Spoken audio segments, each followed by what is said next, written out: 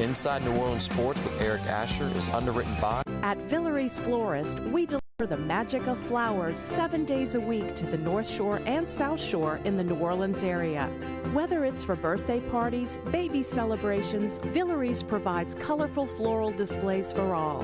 With a store full of fresh-cut flowers, exotic tropical flowers, orchids, roses, and even fruit baskets, our goal is to make your vision a reality. Villere's Florist, proudly serving Louisiana since 1969.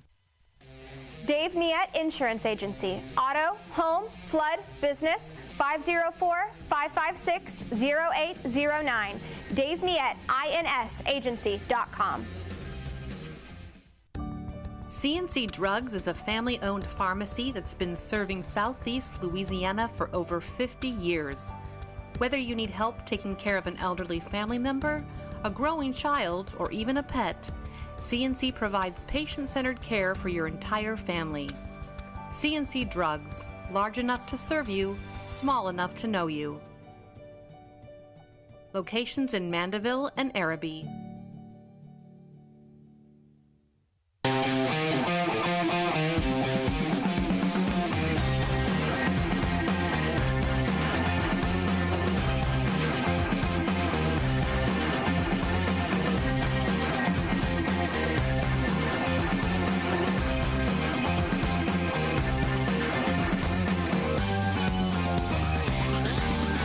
Good afternoon and welcome to another edition of Inside New Orleans Sports. I'm your host, Eric Asher. Over the next hour, we'll cover all the home teams, Saints, LSU, Tulane, Pelicans. We'll talk about what's going on the baseball, basketball, as well as what's happening with your Saints. And, of course, to break it down for us, one of the best we have, Jim Derry of NOLA.com, the Attitude Podcast. It's a great podcast. If you're not checking it out, you should be checking it out again. And he's with us once again on the program. Jim, how are you? Doing well. Good to have you back. Before we get started, tell us about the podcast. You've got some great guests. I enjoy it. I try to listen as much as I can. Tell everybody about it. It's going pretty well. They made it my full-time job about a month and a half ago, and we're trying to get rocking and rolling and trying to get a wide variety of local informed guests, and we've been doing that just like you do. I can almost, kind of model the show after what you're doing here inside New Orleans, and I think it's working out well. You can check it out, the Attitude Podcast. Look for it on YouTube. Subscribe to us on YouTube. You can find it other places. We go live on Monday, Wednesdays, and Fridays. Try to go at 10 in the morning. Sometimes we do it in the afternoon, but 10 in the morning, Monday, Wednesdays, and Fridays. You can also find us on Facebook, and you can find us on Twitter, wherever you get your podcast, at Jim Derry Jr. on Twitter. And when I try to share it, when I see it on my social media platforms, it's really a great podcast, very informative. I hope you guys check it out. All right, Jim, a lot to talk about. Let's jump into it. Again, normally we jump in Saints first. We'll jump and talk about the Pelicans, who are in a free fall right now, 45-31. Lose to Orlando last night, 117-108. The Spurs up next, and then of course they're 1-4 on the homestand so far. They've lost to Oklahoma City, Boston, Phoenix, Orlando. They did beat Milwaukee. They lost 4 of their last 5, 3 in a row, twice to Orlando in the last 15 days. They are in 7th place now, okay, in the West, behind Dallas. Dallas is in 5th at 45-30. The Suns are in 6th now at 45-31, but they own the season series over the Pels, who are in 7th. The Kings are in 8th at 44-31, and they take on the Kings and the Suns next week on that road trip. Man, Brandon Ingram, losing him hurts. But I think that what we're seeing from this team right now has been a symptom of this team for the last few years. And I think the lack of physicality is really showing its ugly head right now. This team is not a physical team. They got a few players on the team that are physical, but not enough. And then, of course, you can make all the excuses you want about not being able to score without Brandon Ingram, but that doesn't have anything to do with the defensive side, where they've been absolutely horrible. And they've been able to hang their hat on that for most of the season. Give me your thoughts. Orlando showed last night. They just drove right through the lane. Right. And especially in the early going, the Pels were trying to get a little momentum and get going, and every time they would, the Magic would drive right into the lane and do what they wanted to do. And look, I said before this homestand started, one of the key things was you're going to find out a lot about this team in this homestand, because they were playing the Giants Okay, it was a homestand full of Giants, obviously, except for Friday's game against the Spurs. And I think we have found out a lot about him, and it's not good.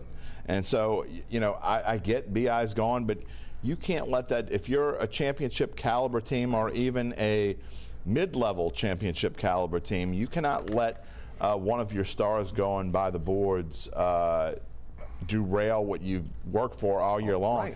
And you talked about the standings. What you haven't talked about is if you look at the column that says last 10. Yeah. The Pels are 5-5. That's only because they were hot before BI got hurt and they were doing well on the road. They come home. But if you look at everybody else, everyone else that is 11 or in 11th place or above is either 7-3 or better, except for 2. The Kings and Thunder are both 6-4 in their last 10. This is not the time of year where you can start playing like this. Right. You cannot rest on your laurels. And now the Pelicans aren't just in danger of having to play in the play-in game. I would say they're probably favored to have to play in a play-in game unless they can really turn things around in a really quick hurry over the course of the next 10 days. Well, I think, again, now, look, the way the teams are playing right now, because Brandon Ingram's not on the floor, obviously, again, can change if he comes back. Yeah. But I think the league, look, we know this is the time of year where teams get physical. It becomes more of a half-court game. Look, I've been talking about it since they tipped it off again back in October. And they went with Point Zion. They went with the point forward position with Brandon Ingram. Brandon Ingram's the leading assist. He's the lead assist man on this team. Yep. Okay, at the forward position. Can you win in the playoffs when it gets tight down the stretch here without a point guard? But the other part of it is, the league, again, is getting physical with the Pelicans because they know the way to beat the Pelicans is get physical. It's not in their DNA. They don't have that physical mentality or on this team, and you've seen it over the last few years, and now this has really come back to bite them and really shown out really strong without Brandon Ingram on the floor. You know, a couple things, and I know this is going to sound crazy, but first, I think they miss Jose Alvarado a lot more. Absolutely. A lot more than people are giving him credit for and talking about, because, you know, he's kind of the straw that stirs the drink, especially when BI's not in there. But another thing that really bothers me is we were talking about Zion was taking a huge step towards becoming the player that we thought he would be. And, you know, people say BI and Zion maybe not the best combination. I don't know if I agree with that, because we're seeing that he's not playing the same kind of ball that he was playing before BI went out. So, look, you got to give kudos to C.J. McCollum, and he's kind of taken over the role as a veteran should do, and he's scoring more, but he is not that presence that you need. And the one thing that the Pelicans, to me, have really lacked, and another reason why they miss Alvarado, is it's not just the physicality. They miss this emotional stir, I guess, emotional stir kind of guy. A guy's got a rah-rah guy. They don't have that guy that's just going to pound the table in the locker room or whatever. And I think that's what this team is really missing. And again, without Alvarado on the floor, they don't have that kind of guy. And I just don't like what I'm seeing in their body language either. I agree. And look, you look at the Smoothie King Center last night. It was a tomb. Yeah, it was. Okay, look, everybody in that place wanted to get loud. They wanted to have something to cheer about, and there was nothing. There was no energy. And again, you have Jose Alvarado in a pink suit on the sidelines, trying to get everybody fired up. And at some point, he went and sat on the bench next to Brandon Ingram, because you're right, there was no energy. And how can you not have the urgency at this point in the year to understand what is on the line in terms of seeding, to go from 4th last week to 7th this week, again with this free fall, and not to have, again, the energy, the physicality, and also what you've done so well all season long which is defend. I get it. You're going to have some problems without Brandon Ingram in the game in terms of scoring, but your defense should still be there, because he's not, again, he's a good defender, but he's not the defender on this team. I understand the gravity situation with how Zion's being played now with Brandon Ingram on the floor. That's got nothing to do with defense, got nothing to do with energy, and it's got nothing to do with being physical. What the heck is Jonas Valanciunas doing?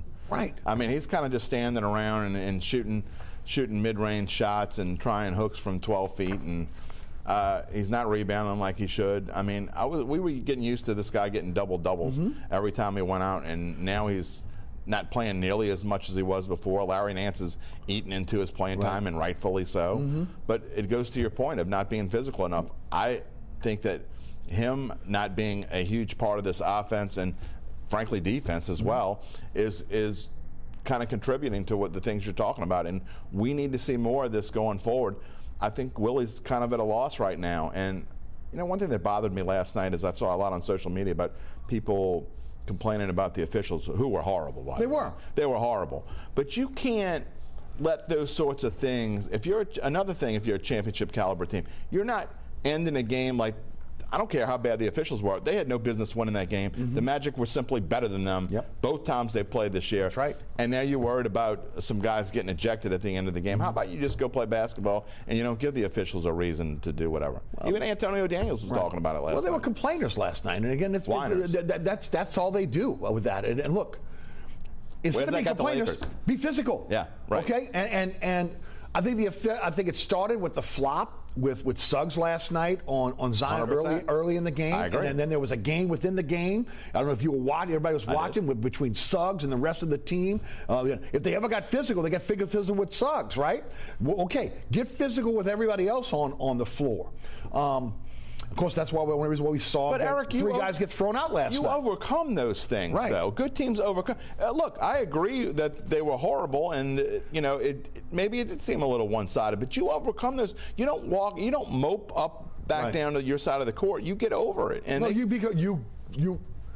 go out, you go a little bit harder, right? 100%. I mean, Zion had 4 free throws last night. Okay, I get it. He's not getting the calls. Instead of, again, when you don't get the call, turn around and complain to the official. Get down the floor and go get physical on the other side. Agree wholeheartedly, and they're just not doing that. I know. And look, here we are. We've got 10 days left. You know, you're either gonna pout about it and lose 3 or 4 more games and be stuck in the 8, maybe even the 9. I mean, if you look at where they are right now, they are only a game and a half ahead of the Lakers, who are playing really good basketball right now. Right. They played the Lakers in the last game of the year in the Smoothie King Center. They were hoping that wasn't going to mean anything. Well, guess what? It's looking like it's going to mean a whole lot. It could mean the difference between 8 and 9, and there's a huge difference between 8 and 9. And now, we were talking before, just a week and a half ago, we're talking about you want the Pelicans to stay at 5, but now you're hoping you get the play-in game so you can win a play-in game and go play either the Timberwolves or the Nuggets. They're in deep trouble. And especially the psyche of the team, where, again, you've been competing for the top 4 spots for most of the season, and now when it's crunch time, when you're down to the stretch, and you knew it was going to be a tough stretch just based on the teams you were going to play. Again, look, and it's hard to really get on them because Ingram is injured, but at the same time, man, good teams overcome. Absolutely, they do. And look, desperate teams. That's the other part about it. This team should be desperate right now. Orlando's coming in with had a 2-game winning streak. Right. Okay, Boston came in with a 2-game losing streak, and what did they do? They turned it around in a big hurry. Right. I mean, so including one game where they lost, where they had a 31-point lead. Did they let it bother them? No. I mean, it didn't last very long. But where's this, again, I come back to urgency. Yeah. Where's the urgency on this team? Okay. Well, you talk about, look at the Nuggets last year. They kind of went limping a little bit into the playoffs. Jokic was hurt. Now he came back and played when the playoffs started. He was playing, but he was playing hurt, and he missed quite a few games there towards the end of the season. They sat him out and being careful or whatever. But the Nuggets didn't make any excuses. They were still playing well, and went on to win the NBA championship. So I mean, it's like you said, championship teams. Even if you don't think this team is a championship team, you want to see them take the next step in their progress. We thought they were. I thought they were too. Everybody thought they were. And again, look. What's acceptable, Eric? I mean, what's acceptable going to the playoffs? Is it acceptable winning the play-in game and going to get your brains bashed in the first round? No. I don't think it is. That's the next logical step for them was to be in the top 4. Maybe 5th again, depending on, because again, the teams that were in front of them are very good teams. Even though, again, you've got some teams that maybe a little bit ahead, like Oklahoma City, okay? You look at Orlando now in the East. These are teams that, again, maybe you thought the Pels might be a little bit better than because they're young, but they got more veterans on the team. You need to win a playoff series. You have to take the next step. You put yourself in a very precarious position now because of this free fall at the end of the season. And you talked about it. They have a finicky fan base. I mean, I'd say that this isn't the Saints where they're going to show up, and the Saints fan base is finicky too. We'll get to that. But at least they're going to show up. This fan base, if you don't win, if you don't go in the playoffs with momentum, they'll be there. Right. But I don't know that it's going to be the crowds that they had last year and the the overwhelming, pumping them all up. They need that. They feed off of that. Right. And they haven't had it, and it showed. No, look at last night. 100%. Okay, look at last night. San Antonio on Friday, then out west for 3.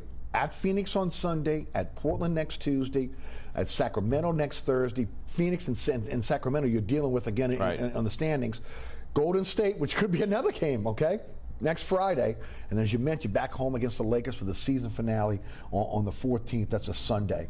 Talking about all teams that are playing pretty well. Even the Spurs, even though they're in last place in the West, they've won 4 out of their last 10. So, I mean, they're not going to be a pushover. There's no guarantee. I agree with that. And especially the way this team is playing right now, okay? And then you mentioned the center position. Look, we've talked about this in the past. I think everybody's talked about the athletic big. And I know they tried to get one at the trading deadline. They didn't do it. That has to be a must in this offseason. That and a point guard. And again, I know they like the point forward. I really want to see what's going to happen in the playoffs. We've already seen this again kind of be stagnated with Brandon Ingram out down the stretch here. I want to see if it's going to work, but I still have always felt like, again, when you get into the playoffs and things become half court, more physical, you need someone to run the offense. And I don't know if a point forward on this team can do it. Now, maybe, the guy up in Dallas can do it, but I don't know if they have one on this team. Yeah, it's funny because they always talk about point guard being the quarterback of the team. I actually think the point guard is equivalent to like an offensive tackle in football. Mm-hmm. If you don't have one, I mean, you have to have a quarterback, obviously, that's decent, but just look at the Saints and their problems on the offensive line. We're going to get to in a minute, but I think you talk about point guard, I think it's an absolute must. Mm-hmm. They've got to get one in this draft. I agree wholeheartedly. Can they fake it in the middle? Maybe if Zion starts becoming a little bit more dominant in there and Valanciunas becomes the guy that they signed this big contract to, but he kind of hasn't. Last year I thought he was. This year he hasn't done a whole lot. Right. So I think I agree with you. Those are both two big needs, but point guard, they can fake it, but you got to have depth there, and Brandon Ingram's got to stay healthy. He has yet to stay healthy for a full season, and can't count on it. All right, now, again, tomorrow is the day he gets reevaluated. Now, are we going to hear another week or two, or are we going to hear he's going to be on the floor again on Sunday when they start their West Coast swing? Whole different topic, but do you trust this training staff? Well, I didn't trust the previous one. I will say this year, guys are getting on the floor quicker. It's better for quicker Zion. Than it's been. Okay, than it's been. I mean, again, before hangnails would keep guys out for 3 weeks. Okay, this year they're getting back on the floor, and they're in a playoff race. So, again, we know what this is: hyperextension, bone bruise. It comes down to pain tolerance. Yep. If I see my team in the free fall they are right now, I'm getting on the floor because I know I need to get on the floor. Even again, if I'm not 100%, I got to get on the floor now. Yeah. That has not been Brandon Ingram's MO. It hasn't been, and I got to be honest. I hope I'm wrong, but I don't think that we're going to hear that he's coming back right away. I think they're going to try to save him, which I think is a mistake. But again, because of where you are and what's happening on this homestand. But I think they're going to probably try to make sure that he's okay going to the playoffs. A lot of times I would say that's okay, but not in this case. I think they have to have him on the floor, especially you talk about the games that are coming up next week. You're talking about must-win games. I mean, you can't lose to the Suns and the Kings and where you are. And honestly, the Suns might be playing the best basketball in the West right now. I want to talk about small ball, and I want to go back to Devin Booker, and again, him putting another 50 on the Pels the other night. To me, small ball's not working for this team, okay? Larry Nance looks like, again, I don't want to say he's lost a step. I know he's trying. He gives everything 100%. He does. He is a veteran. He's a voice in that locker room, but he's struggling a little bit. You mentioned Valanciunas not being on the floor. When you put Zion at the 5, again, from a rebounding standpoint, you have no one on the floor that will rebound for you consistently. What are your thoughts on small ball? Obviously, Willie Green likes small ball a lot because he goes to it. But to me, I think, the die has been cast there. It has not worked for this team. Yeah, I don't love it, honestly. But again, this goes back to me wanting to see more from Zion. And when they were playing well, Eric, everything was being funneled through him.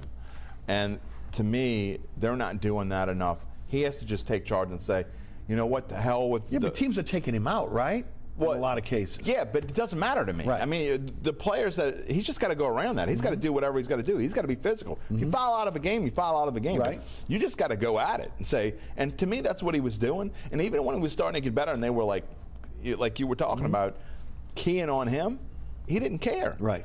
But for some reason, he's kind of down in the dumps and he's pouting, and it's not an injury this time. I think it's all up here for him. And honestly, that's probably what it's been throughout most of his career.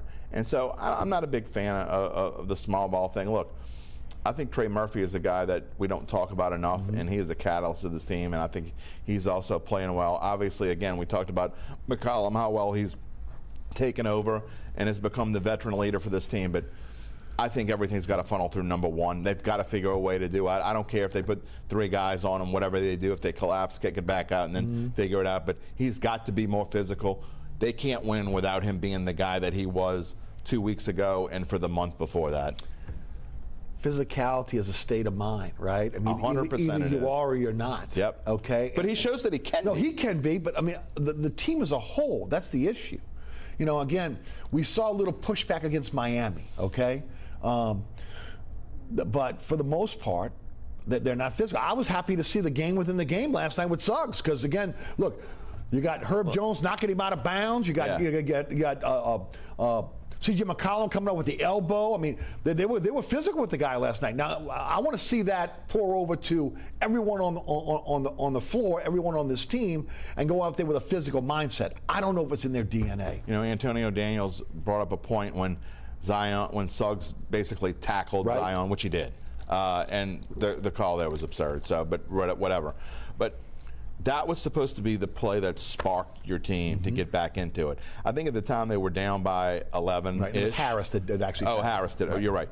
But at the time, I think they were down by 11 or so, somewhere around there. And Antonio Daniels says, this is the time. Right. That's supposed to spark you. So you basically either see it right then or you're not. And no emotion. None. Didn't fire anybody up. Nope. Didn't see anybody coming. If that's my teammate getting tackled like that on a basketball court and I'm getting nothing from the officials, that's pumping me up and firing me up. Like we saw with Miami, the tweet that fired him up and said, we're not going to win. Jimmy Butler saying whatever. We beat you every time. Exactly. Again, we're going to keep beating you. Right. They fired him up, but not on. Well, it fired him up on the floor as well. Look, I get it. 3 guys get thrown out at the end of the game. You're upset. Let me see you do something on the floor about that. Okay, it's one thing to complain to the official on the way out, and I get it. I understand Herb Jones' frustration, Dyson Daniels, Trey Murphy. I want to see that type of anger, being upset on the floor. And I want to see about Herb Jones. What was Herb Jones doing? They beat the Bucks, and he's hitting threes from the wing. Right. And they kind of went away from it. Last night, he didn't take a three-pointer until the second quarter. Right. Why? So look, part of it's Willie. I love Willie Green. I love Willie Green too, and I still do. I mean, I'm not, but he's got to continue to progress as a coach. Again, young.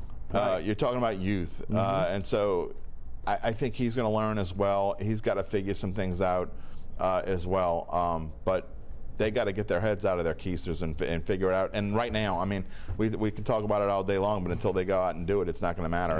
And with what, 6 games left? Yeah, look, next 2 weeks, not even 2 weeks, we're going to find out a lot. And if they have to go play in the play-in game, also going to be interesting because I think that's kind of where we are right now. If they can't get back to 6 and they have to play in the play-in game, again, you find out a lot about the team because once you do whatever it's done. Right. You got to get past it. And I don't know, this team goes in little funks, and it's not just this little funk. You can't 10 games last year. Exactly. Right. So you got to get your heads out of your butts and let's move it. What's done is done. Yeah. So I think they need to win Friday night against the Spurs. Right. I don't think they need to just win. I think they need to be dominating, and they need to get out of this homestand. 2-4 stinks, but it is what it is. Go into your road trip against these teams you're talking about with some momentum. Right. You're going to do that with a 15 or a 20-point win and show some domination, be physical, see if you can do it. I think they got to play angry. Exactly. Got to play from exactly this how they got to play angry. 100%. Everybody's against us.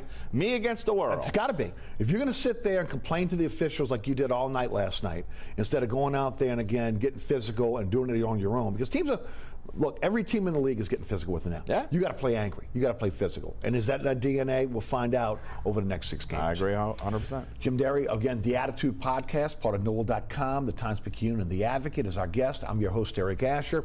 You are watching Inside New Orleans Sports. We're going to take a quick break here. We'll come back, talk Saints, LSU Women's. We'll get into baseball. All that coming up here in Inside New Orleans Sports. We'll be right back. Located at 3701 Iberville Street in Mid-City is Katie's Restaurant and Bar. Open 7 days a week, Katie's offers daily specials for lunch, dinner, and Sunday brunch. Serving New Orleans cuisine such as fried shrimp platters, grilled redfish, and a fully stocked bar. And don't forget about our expanded event seating and local entertainment. Featured on the Best of Food Network's diners, drive-ins, and dives, Katie's Restaurant and Bar. Burkhart's Air Conditioning, Heating, and Refrigeration has been family-owned and operated since 1989. Burkhart has energy-efficient solutions and offers brands such as Mitsubishi ductless AC units and Amana, the only manufacturer with a lifetime unit replacement warranty. Burkhart's offers maintenance bundle packages that include servicing your AC, generator, and tankless water heater. For more information on the services Burkhart's provides, visit acpromise.com. Burkhart's Air Conditioning, Heating, and Refrigeration, providing comfort for life. Welcome back to Inside New Orleans Sports. I'm your host, Eric Asher. Jim Derry is our guest. All right, Jim, let's get into the Saints. Look, we could talk about Ryan Ramczyk and that situation, which, again, I was very surprised that Dennis Allen was as open and honest about the Ramczyk situation, because you knew it was going to bubble up. You knew it was going to be, again, the topic last week, as soon as, again, that was mentioned at the owners' meeting. I want to talk about the draft, and I want to talk about what this team has to look forward to going forward. Now, to me, I've always thought it was going to be a big man draft. Now, with, again, the first pick at 14, second pick at 45, that's, again, Denver's second-round pick that they got in the Peyton deal, I think you got to go bookend tackles. I mean, I don't know how you can go into this draft and not see that you need help at your offensive and defensive lines. Those are the most critical parts right now that have to be upgraded. And to me, if Penny ends up being a player for you, it's Lanyap, okay? Oh, 100%. It's Lanyap. You cannot count on Trevor Penning being your left or right tackle, your left or right guard. If he comes in and he gets it and he ends up being a player in the NFL, man, okay, that's something that is now a bonus. You have to go out and you have to draft starting tackles right now, because you don't know if Ramczyk's going to be able to make it through the season or even play. And, of course, you need a left tackle now. Yeah, well, I mean, you don't know what it's going to happen with Andrew Speed either. Right. And he's not really a left tackle anyway. Right. You'd love to be able to move him back to left guard. So, sure. I mean, if you can. I've said this about 10 times on my show the past month, and I'm going to say it again here on your show. We're doing a live draft show on NOLA.com on draft night throughout the first round. Mm-hmm. We did it last year, worked out pretty well. But if the Saints don't draft a tackle with the 14th pick of the draft or trade down, right, then you're going to want to come on to NOLA.com right after, because I'm going to go off. I mean, there is no excuse. None. This draft, you know, I was talking with it about Logan and before we started the show here. Everything is set up for you. Even a dummy could make the right pick for this team this year. You get your tackle rankings and you look at them, and whatever one's the highest on your board when you draft 14th, you take. You don't need 15 minutes or 10 minutes or whatever it is now. You don't need a second. Right. You say, that's the guy we're taking. You send in the card. The only two other possibilities to me are if you have a chance to trade down, because there are a plethora of tackles in this draft. Agree with that. You can trade down and maybe get yourself that third-round pick back that you don't have, or maybe even package it with one of your fifth-round picks and get a second-round pick. I agree. So you could potentially do that and still get two linemen that you're talking about, or you're in a quandary. I can't believe that I'm thinking this way, but if Brock Bowers falls to 14, you got a decision to make as well. Because I agree with that. He is a different kind of tight end. He is to me, a once in every 5 to 7 year kind of tight end. And while this team doesn't necessarily need tight end, I know this. In Clint Kubiak's offense, I don't think Jawan Johnson could be George Kittle. I think Brock Bowers could be better than George Kittle. Right. And that offense, needs a solid, not just a pass-catching tight end, but a guy that can block and a freak of nature, and I think that's what he is. So you have a decision. I don't think he's going to fall. I don't think he's going to fall either. But if he does, I agree. You got a decision to make. Which means that if you do that, the rest of the draft is... Oh, no doubt. There's no other way around it. No, and people keep talking about defensive front, and I get that. And is it a need? Yeah, kind of. They do need a defensive tackle. Kind of, but those are things that you can still solve with what's left of free agency, I think, for now. Chase Young, is he going to be ready? I think he'll be ready. Well, that's a whole different story. But like you said, the 1A and 1B needs on this team, and 2 is way down the list, is tackle. I mean, I could see them going in this draft at 14, getting their tackle, and coming right back at 45 and getting another one. And I think, again, that, even though, again, this is a really good group of tackles, and it's a deep group of tackles, I see them trading their 3 fifth-round picks to try to move up in the draft. I could see them going into next year's picks, trying to get into this draft, to try to be able to solve their offensive line problems. You don't have to trade up, though. And then you don't. No, you don't, because you can stay at 14. There are so many tackles. If they trade up, that's another thing you're going to want to come on to the show, because there is zero need to trade up in this draft. There are so many tackles, and you can look, other than Alt. I mean, obviously he's not going to fall to 14. No, he's out of the question to me. But if he falls to 10 or something, maybe. But they love to trade up. Right. The Jets are supposedly dangling the pick out at 10 right now if anybody wants to get a quarterback. Yeah. Well, I think they really should consider moving down. Again, not in their MO, not something they've done a whole lot of, but this is definitely the year. If you're ever going to do it, this is the year to do it. Well, I just don't think they're going to. Especially with, again, the void of third and fourth round picks. Exactly. Okay. I mean, that's a big hole in your draft. Okay, that's where, again, especially for a team that is cap-strapped and needs, again, an influx of cheap contracts over the next few years as well. What would the Super Bowl winning New England Patriots do? They'd go and trade down. I mean, you can trade in the 20s. I mean, you can get yourself not just a pick in the 3rd or 4th round, but you probably get yourself a pick for next year, too. Or maybe even 2, like I say, package it with 1 or 2 of your 5th-round picks and get 3 or 4 picks. And there will be teams that want to go up to get a wide receiver. Right. There are going to be teams that want to go up and get a quarterback. Again, that are not going to affect what maybe you're looking for in terms of the offensive line. Right. Okay, so again, if Loomis plays this right, and I know it's against what they do, they can trade down, pick up additional picks, and still get starting tackles. We talked about how we wanted to see progress from the Pelicans. To me, I've been all over Dennis Allen as much as anyone, but this is his team now. And if I'm Dennis Allen and I'm looking at my team and what I need, and you bring in a Clint Kubiak and you say, look, this team is my team. The holdovers from Sean Payton are few and far between now. This is my team. You have a chance to say to the naysayers like me, you were wrong about me. And I think he can do it. I don't necessarily think he will, but he needs to take charge in there. And one thing Sean Payton did was he was in charge in that war room. Yes. And I don't think for better or for worse. For better or for worse, right. Some years it was great. Right. Some years it wasn't. Right. But I think Dennis Allen, and that the one main criticism I have is him being, I need my coach to be this tough jerk. I don't know that he has jerk in him. Right. He might have tough in him, but I don't think you got to say, look, this is what we're doing. And I have not seen that from him, and I need to see that now. He needs to say, you know what, we're going to go get the tackles you're going to talk about. Clint Kubiak, you're going to be set up to succeed. Your offense is run-first offense. I don't know that you can run first to anything with this offensive line that's ranked anywhere from 29 to 31, depending on where you look. Right. If it's 29, that's pretty darn bad. It is. Your point about Dennis Allen is valid. I thought one of the biggest mistakes he made coming in was, again, to acquiesce to the captains. Yep. Okay? The captains and the culture are going to take care of the locker room. No, you're the head coach. You got to come in immediately and say, okay, Sean Payton's not here anymore. My time, my rules. Take it or leave it. And he didn't do it. Yeah, but you got to go back to, not just the locker room. I hate to keep bringing this up, but it still bothers me today. It happened, 2-3 months ago. You don't apologize. You're walking off the field from your last game after the butt kicking you give to your big rival, and you ruin it by going off. And apologize to a guy that I'm not even sure got back on the team playing because he was fired 8 hours later. Right.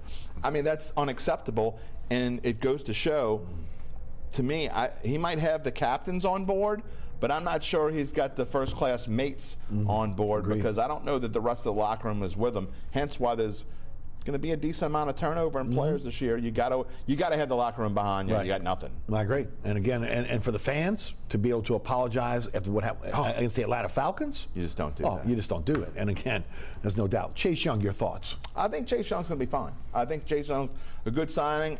Of course, you know, some people, they knew what they were getting into. They did.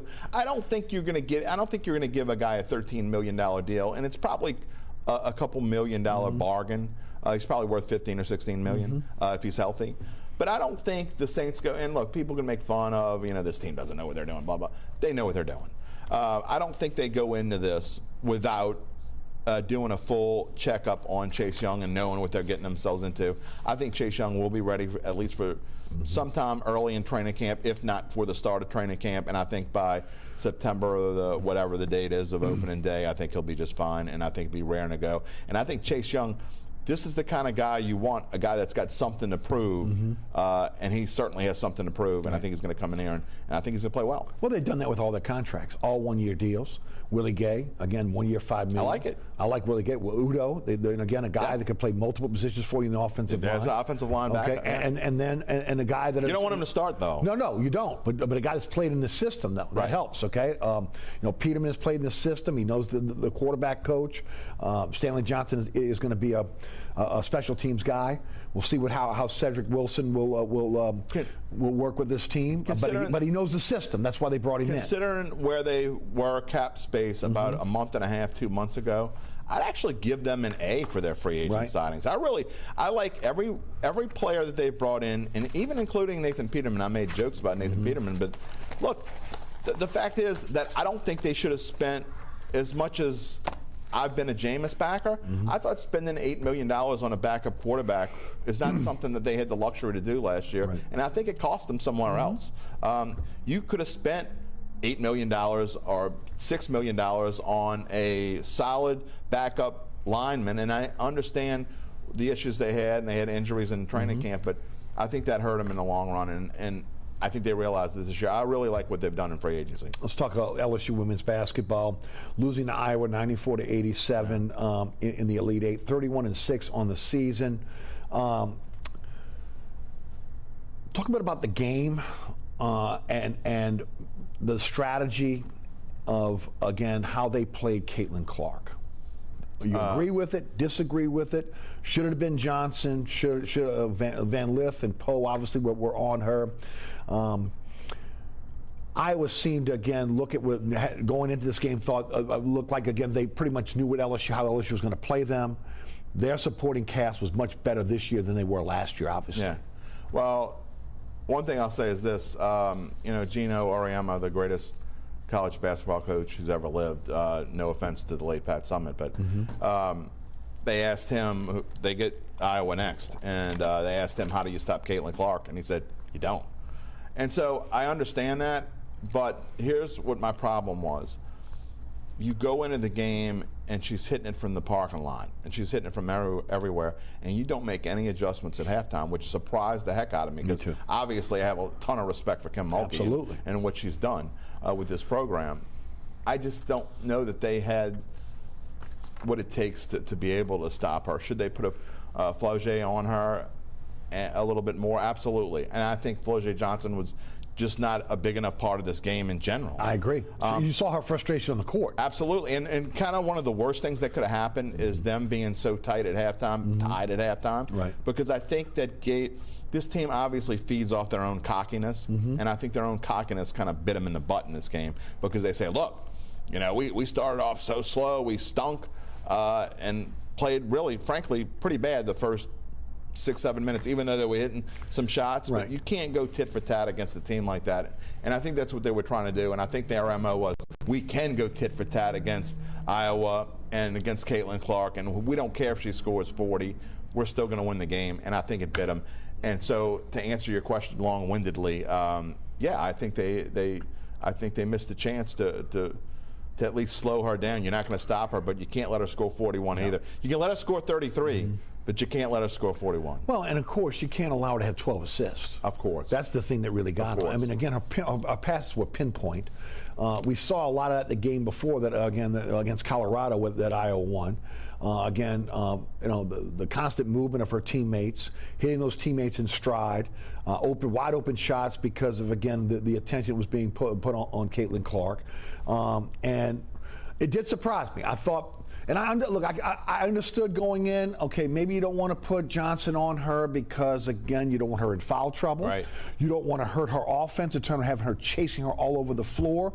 But she's she's probably a best defender on her. She's long, she's athletic, and she's got moxie. Okay, and I know Van Lith tried. Poa did a decent job on it. But you've got to have some resistance on a player like that. You can't let her just go off on 41. Yeah, and you got to pick her up at half court. I don't think they did that. Or try to keep the ball out of her hands. And they didn't do that. No, and you know what I also said the other night? I was talking to some friends, and I just don't think they were physical with her. Not at all. You got to, look, you got to just say, we're going to take some fouls against her, but she's going to know we're here. And I don't think they did that. And I don't care if she hits them from 25 feet, 35 feet, or from the logo. I mean, you got to body up on her. You tip the cap to her if she does that. Exactly. All right? And you got to give her a couple elbows here and there. I'm not saying you need to hurt her, but I'm saying she's got to know. You got to know she's there. And they were physical with her last year. You had to know exactly, and you had to know that. Look, she's a great. Obviously, she's an all-time great. And what do all-time greats do?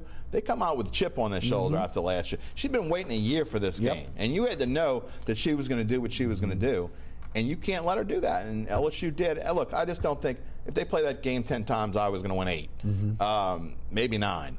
They're just that, to me, they're that much better. And you didn't get the sense from this LSU team that they had that run in them. Some people question my saying that, but I just don't think that they had that in them this year. I'm still ticked off with the NCAA, honestly, that they made this game an Elite Eight game. And not just that, the Albany 2 regional, which was ridiculously hard. Right. Okay, ridiculous. But I'm with you. That's a Final Four game. That's 12 million viewers. Exactly. Okay. You're they could have been in the Final Four. A game that was watched by more people than watched any Major League Baseball game last year, any college football game except one last year, any NBA game last year except one. And you're putting this game in the Elite Eight, it makes no sense. I get you don't want to gamble. You're afraid that if you put it in the Final Four that both teams aren't going to make it. Sure. But you still had LSU playing UCLA. They could have easily lost to UCLA. Right. So to me, that just it was a terrible job of the NCAA. Not the first time we've ever said that, but a terrible job of the NCAA to make this an Elite Eight game. Right. Well, they've had their issues. Like up in Portland with a 3-point line. I mean, which is just so mind-blowing. How does that happen? How does not anybody see that? Exactly. You can blame the contractor all you want. Right. But it's not like he went and the contractor didn't go stripe the game an hour before the game. It had been. I mean, as a shooter, it had been there all weekend. How did someone else? I'm not talking about me or you. How did some NCAA personnel? That doesn't look right. Or again, just natural muscle memory. As a shooter, you've got to be on. This doesn't. And you're talking about it like an hour before the game. This doesn't feel right. Exactly. It's insane. I do want to ask you about Angel Reese going pro. She announced yesterday she's going to the WNBA. Again, her social media platform has exploded at LSU. I think she announced it she had a photo shoot on Vogue when announcing she's going to the WNBA. Your thoughts? They say she'll be a top 10 pick. I think I'm going to try to be as polite as possible when I talk about this. I understand why she's doing it, but to me, if it comes down to money, she probably would have made just as much money at LSU. And Agree. Actually more. Probably more. Probably would have made more money. I agree. But, the issues she's had with grades and these other things, and you don't have to worry about that. You go to the WNBA. And this is her dream. If this is her dream, and that's what you want to do, and that's what you've thought about for the last however many years, then go for it. So she's been dominant on the collegiate level. I think she would have. Can she dominate on the WNBA level? I just think one more year. My opinion is, and again, if this is her dream and that's what it's completely her decision. I'm not taking anything away from her decision. I just think that one more year under Kim Mulkey and with this team, I think she could have benefited greatly from. But she also has a chance to go out and prove everybody wrong, because I think people like you and me don't think she can be as dominating on the next level. She has a chance to go say, like, what she loves to do, prove everybody wrong. Yep. She has a chance to do that, and she can.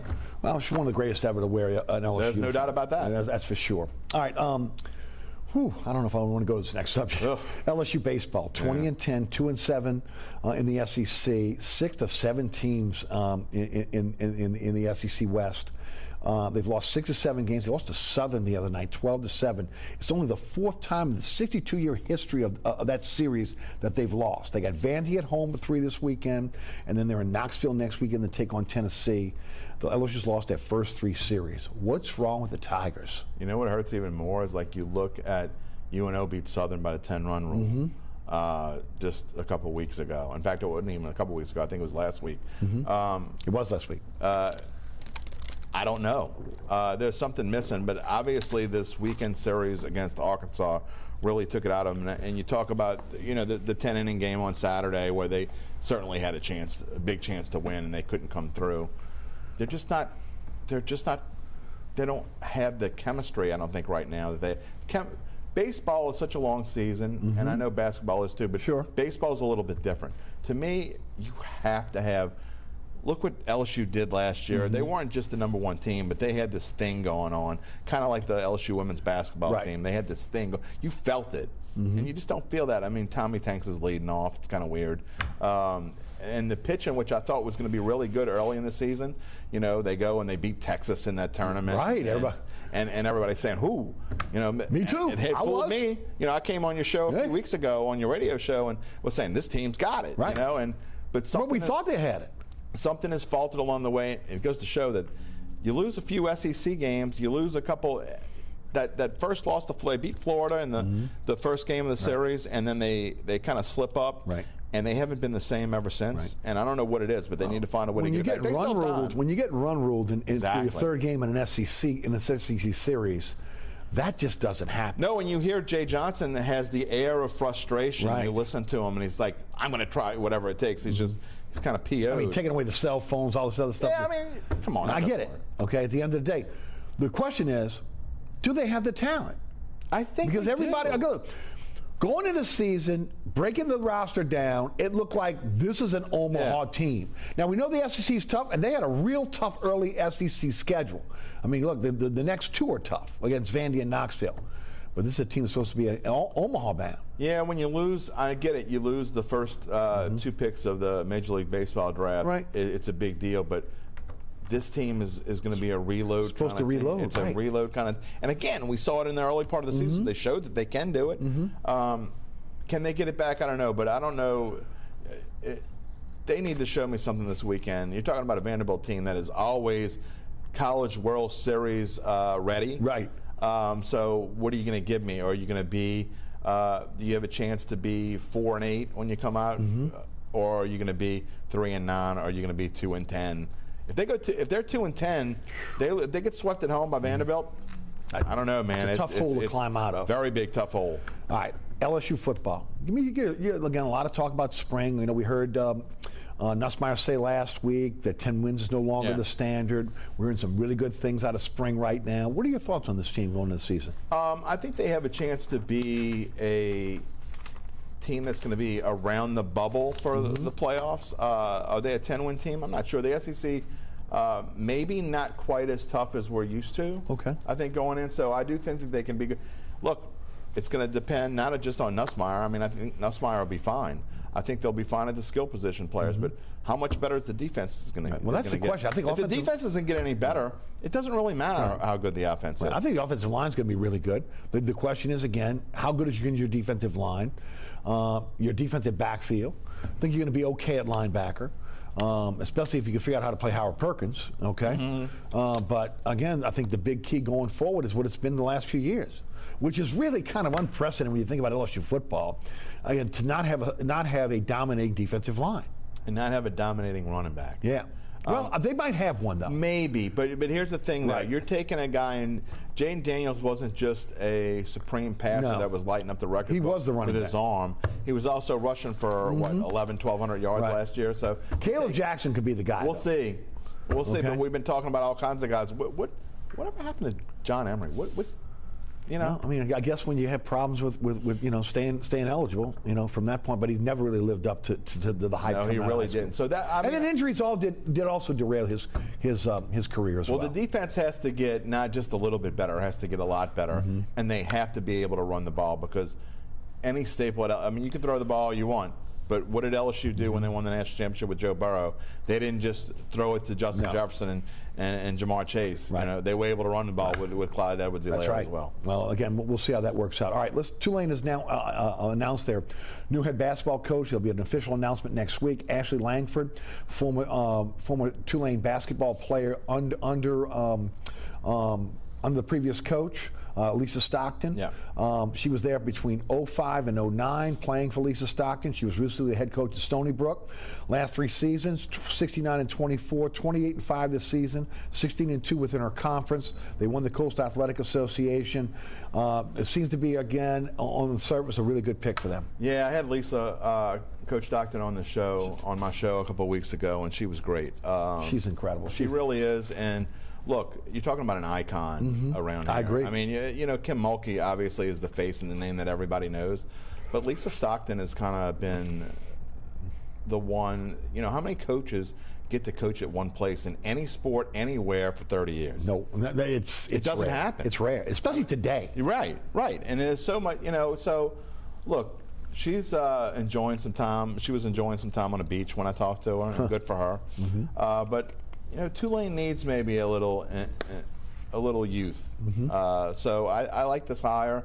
I think that Tulane women's basketball can get back to where it once was, and I don't see why not. Well, and look at women's basketball now. Look, one thing I always say about Tulane, it doesn't matter the sport. You have got to be able to keep some of these New Orleans area and the Baton Rouge area and the Lafayette area is so chock full of talent. You have got to find a way. Look, if they don't go to LSU, there is no reason why you can't take the stud players, the all-state basketball players, and have them go to Tulane. I agree. There is absolutely no reason for that. And that's men's and women. I agree 100%. All right, Tulane spring football in the midst of that now. Talk about Summerall. Look, I keep cautioning Tulane fans.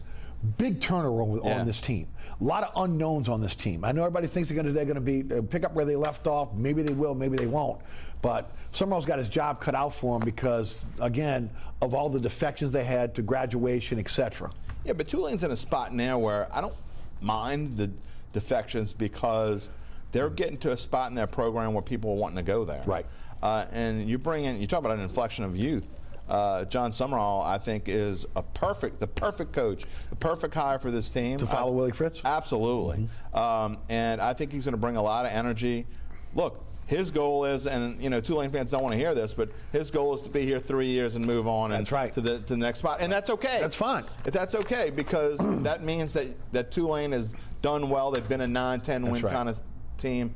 Obviously, quarterback competition going in. Is Horton going to win it? Is the transfer going to win it? We're going to find out. But I really like the energy that Summerall is going to bring to this Tulane program, and I think that they can be. I think they can be pretty good again. Yeah, I'm hoping they will be. Again, a lot of expectations for Tulane. Tulane baseball 16-13. They're 2-4 in the 2-4 in the conference. 7th in the AAC. UAB for 3 this weekend. UNO 17-11. They're playing really good ball right now. They're 5-1. They're second in the South, and they got Houston Christian this weekend in Houston. NOLA Gold are 3-0-1. They got 4 points. They're in 5th place now. They take the Chicago Hounds on at the gold mine. But and then I want to talk, and also Delgado, 21 straight. My nephew plays for Delgado. Shout out. 21 straight, 29-6, 6-0 in the conference. Joe Sherman's got a juggernaut out there by City Park. Real quick, I went last weekend. Again, my nephew is a reserve for Delgado, and I went out there last weekend to see him play. I played a doubleheader. They are just incredible. I mean, it's amazing. You want to talk about programs that just continue on and do. Everybody wants to go play for Joe Sherman because they know that he's going to get the best out of them. And they're going to get better. 100%. They're going to have a chance to go to a big university and play. And they are. And they do get better. But to win 21 in a row at any level, I don't care, is always incredible. Delgado's doing what Delgado does. They're fun to watch. And I'm telling people out there, go see this team play because they are absolutely worth the time and the small price of admission because they're fun to watch. Yep. All right, you're on. I got to ask you this question. Okay. Prop bets for individual college athletes have been banned in Louisiana starting August 1st. Only team prop bets in college sports will be allowed in the state of Louisiana. This is happening around the country. Give me your thoughts. Should. I don't like team prop. I mean, I don't like individual prop bets at college football. It is too dangerous. We're trying to keep kids away from gambling. And this is just too much of a temptation. I think it wouldn't take much for anyone to go in there and coerce a kid to do something that he shouldn't be doing, I guess.